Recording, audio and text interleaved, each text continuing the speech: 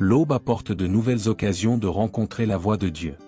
Chaque jour est un cadeau qui ouvre les portes à la réflexion et à l'espoir, et en ce moment, je vous invite à préparer votre cœur, car ce que nous entendrons aujourd'hui n'est pas une simple parole, mais une nourriture pour votre âme. Le passage central qui nous guide est Romains 8h28, nous savons, du reste, que toute chose concourt au bien de ceux qui l'aiment, de ceux qui sont appelés selon son dessein. Une promesse puissante qui nous rappelle que même dans les choses que nous ne comprenons pas, dans les situations douloureuses ou dans celles qui semblent sans issue, le Seigneur œuvre en faveur de ceux qui l'aiment. Pour mieux comprendre ce principe, je vous guide vers une scène biblique rarement décrite en détail, mais qui recèle un message éternel. C'était une période de sécheresse prolongée sur terre lorsque le prophète Élie, obéissant à la voix du Tout-Puissant, reçut l'ordre de se retirer et de se réfugier près du torrent de Kérit. Ce n'était pas une destination choisie par commodité, mais un lieu de silence, loin de l'agitation des villages et à l'écart des foules. C'est là qu'il apprit l'art de dépendre entièrement de la providence divine. Les Écritures nous racontent que chaque matin et chaque soir, des corbeaux envoyés par Dieu arrivaient avec du pain et de la viande, et que l'eau claire du ruisseau étanchait leur soif. Imaginez la scène en détail, un homme de Dieu assis seul, écoutant le murmure constant des eaux s'écoulant doucement, plongé dans le vaste silence du désert, et observant comment, au moment opportun, des oiseaux noirs descendaient du ciel apportant de la nourriture, comme des messagers du trône céleste. Cette expérience nous rappelle ce que dit le psaume 37, 25, « J'ai été jeune, et maintenant je suis vieux, et je n'ai pas vu le juste abandonné, ni sa descendance mendier son pain. » Ce verset a été écrit dans un contexte de réflexion sur la fidélité de Dieu à travers les générations, et il confirme aujourd'hui que lorsque nous faisons confiance à Dieu, la subsistance ne manquera pas, même lorsque la terre est aride et que les portes des hommes sont fermées. Tout comme Élie comprit que ce n'était pas l'abondance du marché ou la récolte des champs qui le soutenait, mais la main puissante du Seigneur, vous aussi pouvez vous reposer en sachant que votre subsistance ne dépend pas de l'économie mondiale, mais du ciel, qui ne connaît pas de crise. Il y avait un prophète, seul et apparemment vulnérable, mais dont le Créateur prenait soin avec une précision extrême. Cela nous relie à une autre histoire, celle de la veuve de Sarepta, qui, en temps de famine, prévoyait de préparer son dernier repas avec une poignée de farine et un peu d'huile. Pourtant, là, à ce qui semblait être la fin, Dieu a ouvert une voie de subsistance continue et inépuisable. Vous voyez cela? La sécheresse, la pénurie et la solitude sont des scénarios que Dieu utilise pour montrer qu'il est suffisant. J'aimerais vous poser une question et vous demander de la prendre à cœur. Combien de fois avez-vous regardé votre vie en pensant être au milieu d'un désert sans ressources? N'est-ce pas le moment où Dieu veut vous apprendre à dépendre uniquement de lui? Écrivez-le dans les commentaires, car peut-être vos paroles seront elles aussi un témoignage et un encouragement pour quelqu'un d'autre qui traverse sa propre épreuve aujourd'hui. Élie, bien que prophète choisi par Dieu, n'en était pas moins un être humain aux émotions et aux pensées semblables aux nôtres. Au cœur de cette solitude au torrent de Kérit, il s'est peut-être demandé en silence, pourquoi ce chemin difficile? Pourquoi cette cachette retirée au lieu d'une place d'honneur à la table d'un roi? Son cœur a peut-être ressenti les affres de l'incertitude, et ses yeux ont peut-être regardé vers le ciel, se demandant pourquoi il devait endurer cette épreuve.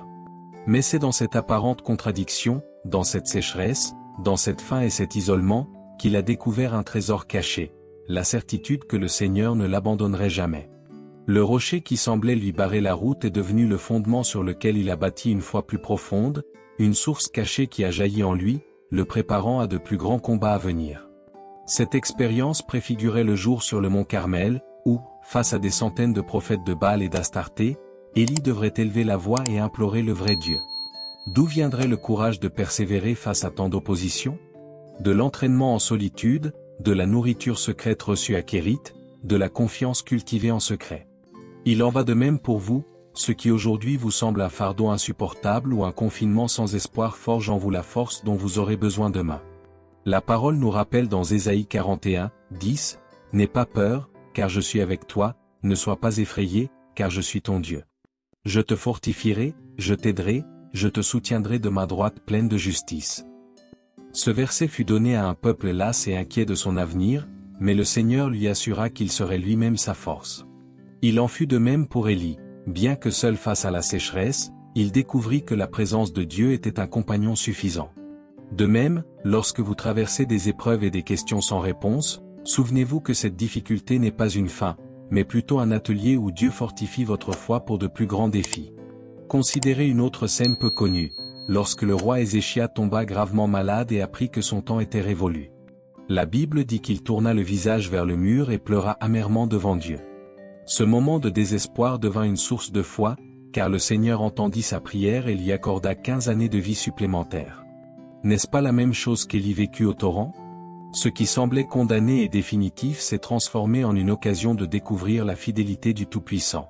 Et maintenant, je vous le demande, quelle situation de votre vie avez-vous perçue comme une pierre sur votre chemin? Quelle solitude ou quel deuil est devenu un refuge douloureux? Pouvez-vous croire que là, derrière ce qui semble être un obstacle, se cache la préparation divine pour ce que vous n'avez pas encore vu? Et la même chose se produit dans nos vies. Nous percevons souvent les difficultés et les interprétons comme une punition, comme un fardeau trop lourd à porter. Nous pensons que Dieu nous a abandonnés ou n'entend plus nos prières. Mais la vérité révélée par la parole est bien différente. Chaque processus, aussi douloureux soit-il, recèle une bénédiction cachée qui ne sera révélée qu'au temps fixé. Le prophète Jérémie l'a exprimé avec une profonde conviction dans Lamentation 3, 22-23, « Par la miséricorde de l'Éternel nous ne sommes pas consumés, car ses compassions ne sont pas à leur terme. Elles se renouvellent chaque matin, grande est ta fidélité. » Ce passage n'a pas été écrit en des jours de paix ou d'abondance, mais au milieu des ruines et de la désolation, alors que Jérusalem avait été détruite et que le peuple se sentait désespéré. Malgré cela, Jérémie élève la voix pour nous rappeler que, même si tout autour de lui semblait s'effondrer, l'amour de Dieu demeurait inchangé et sa fidélité se renouvelait comme le soleil qui brille chaque jour sur la terre. C'est ce que l'expérience d'Élie nous enseigne. La sécheresse n'était pas la fin de son histoire, mais le cadre idéal où le Seigneur allait démontrer sa fidélité. Il n'y avait ni champ vert ni table chargée de pain, mais plutôt un ruisseau coulant et des corbeaux qui apportaient la nourriture au bon moment. De même, dans votre vie, le manque, le silence ou la solitude ne sont pas des signes d'abandon, mais des lieux où Dieu se révèle comme votre soutien et votre espérance. Et pour aller plus loin, considérons une autre histoire moins connue, celle d'Anne, cette femme qui, jour après jour, se rendait au temple, le cœur déchiré par le désir d'un enfant. L'Écriture dit qu'elle pleura si intensément que le prêtre prit sa douleur pour de l'ivresse. Mais en réalité, son cœur ne pouvait plus contenir la frustration ni le poids d'un silence prolongé. Là, au milieu de ses larmes, elle déversa son âme devant Dieu. Et ce qui semblait une vie marquée par la stérilité devint le berceau d'un prophète, Samuel, la réponse de Dieu à son cri. Anne nous rappelle que derrière chaque cri sincère se cache une promesse, et que même si la réponse tarde, elle arrive toujours au bon moment pour glorifier le nom du Seigneur. Le psaume 56, 8 ajoute une vérité poignante, « Tu as compté mes fuites, mais mes larmes dans ton vase, ne sont-elles pas dans ton livre ?» Cela nous montre qu'aucune larme versée en présence de Dieu n'est perdue, mais qu'au contraire, chacune est recueillie et conservée comme un trésor au ciel. Tout comme les larmes d'Anne ont été entendues, les vôtres sont également inscrites dans le cœur de Dieu. Et maintenant, je voudrais m'arrêter un instant avec vous et vous poser une question qui dépasse la réflexion. Combien de fois avez-vous eu le sentiment que vos larmes étaient vaines? Combien de prières gardez-vous secrètes, ignorant si elles seront un jour exaucées? N'en doutez pas, derrière chaque prière, il y a un Samuel en chemin, derrière chaque larme, un miracle qui se déroule silencieusement. Écrivez dans les commentaires, quelle prière ou quelle larme Dieu a-t-il recueilli dans votre vie? Je la lirai et nous prierons ensemble. L'Écriture nous raconte également l'histoire poignante de la veuve de Sarepta, une femme vivant au cœur d'une disette extrême. Elle n'avait qu'une poignée de farine et quelques gouttes d'huile, de quoi préparer ce qu'elle pensait être le dernier repas qu'elle partagerait avec son fils avant de se résigner à la mort. La scène est saisissante, une mère voit l'espoir s'évanouir chez elle, son enfant affaibli par la faim et sachant qu'il n'y avait ni ressources ni avenir. Mais au milieu de ce sombre panorama, Élie apparut, envoyé par Dieu, et lui demanda de partager le peu qui lui restait. À l'œil humain, cette demande semblait illogique, voire cruelle. Comment pouvait-on demander à une femme de renoncer à tout ce qui lui restait? Pourtant, en obéissant à la parole du prophète, elle découvrit un miracle. La jarre de farine ne se vida plus jamais, et la cruche d'huile continua de couler jusqu'à la fin de la sécheresse. Dans cette apparente contradiction réside une vérité éternelle. Ce qui semble être une insuffisance entre nos mains devient une abondance entre celles de Dieu. Cet épisode confirme une fois de plus la promesse de Romains 8h28, et nous savons que toute chose concourt au bien de ceux qui l'aiment. La veuve était au plus mal, confronté au désespoir du manque, mais l'obéissance l'a conduite à expérimenter l'abondance surnaturelle du Seigneur. Ceci est également vrai dans votre vie. Ce que vous percevez aujourd'hui comme un manque ou une limitation peut se transformer en grâce divine si vous choisissez de faire confiance et d'obéir. Le psaume 34, 19 nous offre une autre perspective qui appuie cette vérité. Le juste est souvent frappé par des afflictions, mais l'Éternel le délivre toujours. Ce verset a été écrit dans un contexte de persécution et de souffrance, nous rappelant que les justes ne sont pas exempts de problèmes. Il ne dit pas que les enfants de Dieu ne connaîtront jamais le manque, la maladie ou la solitude, mais que dans chacune de ces épreuves, ils verront la main puissante du Seigneur les relever. Et c'est ce qui est arrivé à tous ces personnages, Élie au bord du torrent, Anne au temple, la veuve dans sa pauvreté, Jérémie en pleurs. Tous ont connu des afflictions, mais dans chaque scénario, un plan divin était à l'œuvre, un dessein caché qui révélait finalement la fidélité de Dieu. Jésus lui-même, avec des paroles qui restent un baume pour nous, nous a assuré dans Jean 16, 33, « Dans le monde, vous aurez des tribulations, mais prenez courage, j'ai vaincu le monde. » Par cette déclaration, le Seigneur ne nous a pas promis un chemin sans pierre ni difficulté, mais plutôt une victoire assurée, même au milieu d'elle. Notre espérance ne repose pas sur l'absence d'épreuves, mais sur la certitude que le vainqueur a déjà ouvert la voie. Et cette victoire est ce qui soutient votre foi aujourd'hui, vous rappelant que même si les pierres sur le chemin semblent gigantesques et inébranlables, le Seigneur a déjà vaincu et vous donne la force d'avancer. Aujourd'hui, je désire ardemment que cette parole demeure non seulement dans votre esprit, mais qu'elle pénètre au plus profond de votre cœur. Je veux que vous la gardiez comme un trésor en vous, la difficulté que vous traversez n'est pas la fin de l'histoire, ce n'est pas une sentence définitive, mais le terreau fertile où Dieu enterre une graine qui, au moment opportun, germera et portera des fruits abondants. Peut-être ne la comprenez-vous pas en ce moment, peut-être votre regard ne voit-il que larmes, attente prolongée et silence qui semblent éternels, mais le jour viendra où vous regarderez en arrière et votre bouche proclamera avec gratitude. Chaque larme, chaque attente, chaque silence en valait la peine, car Dieu œuvrait en permanence pour moi.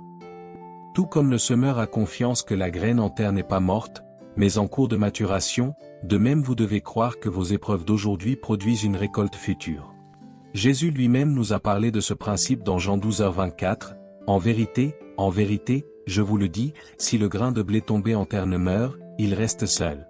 Mais s'il meurt, il porte beaucoup de fruits. » Ce verset a été prononcé quelques jours avant sa passion, lorsqu'il a annoncé que sa mort serait le chemin vers la vie éternelle. Ce qui semblait être une défaite pour beaucoup était en réalité le début d'une grande victoire. De même, ce que vous percevez aujourd'hui comme une perte ou une souffrance, Dieu l'utilisera comme la semence d'un témoignage qui multipliera sa gloire dans votre vie. Laisse-moi maintenant te guider dans une prière profonde, comme un cheminement spirituel où nous pourrons nous présenter ensemble devant le trône de grâce. Ferme les yeux là où tu es et accompagne-moi le cœur ouvert. Seigneur bien-aimé, aujourd'hui je m'approche de toi avec humilité et gratitude.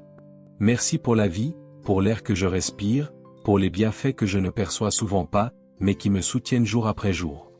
Merci de ce que, même au cœur de l'épreuve, ton amour demeure inébranlable. Aujourd'hui, Seigneur, je te présente la vie de chaque personne qui entend cette réflexion. Tu connais leurs pensées les plus intimes, leurs inquiétudes et leurs aspirations. Je te demande d'apporter la paix là où règnent les tourments, la lumière là où règnent les ténèbres et l'espoir là où le cœur est faible. Je te prie également de guérir les corps malades, de fortifier ceux qui sont fatigués et de restaurer les familles frappées par la division. Étends ta main sur les finances de chaque foyer, ouvre les portes de l'emploi à ceux qui cherchent, multiplie les ressources de ceux qui ont peu et apprends-leur à faire confiance à ta providence. Renforce la foi de ceux qui doutent, augmente la confiance de ceux qui ont peur et répand ta présence dans chaque recoin de leur vie, car là où tu es, rien ne manque. Seigneur, recueille chaque larme versée en secret, entends chaque prière que personne d'autre n'a entendue, réponds à chaque cri qui semblait perdu dans le silence. Montre-leur que derrière chaque épreuve se cache une bénédiction, et que ce qui les afflige aujourd'hui se transformera demain en témoignage de ta gloire. Je déclare en ton nom que la maladie se transforme en guérison, la pénurie en abondance, la solitude en compagnie et la tristesse en joie. Merci, Jésus, pour ta fidélité. Merci que ta parole continue d'être une lampe qui éclaire nos pas, même dans la nuit la plus sombre. Merci de ne jamais nous laisser seuls, et que ce qui semble aujourd'hui être la fin est en réalité le début d'une nouvelle histoire écrite de ta main. À toi soit tout l'honneur et toute la gloire, aujourd'hui et pour toujours. Amen. Et avant de te dire au revoir, je tiens à te rappeler que tu n'es pas seul sur ton chemin. Dieu est avec toi. Et si cette réflexion vous a touché, je vous invite à vous abonner à cette chaîne, à aimer ce message et à le partager avec quelqu'un qui a besoin d'espoir. N'oubliez jamais, c'est un message d'espoir sur votre chaîne Dosis de Fée. Que la bénédiction du Seigneur vous accompagne aujourd'hui et pour toujours.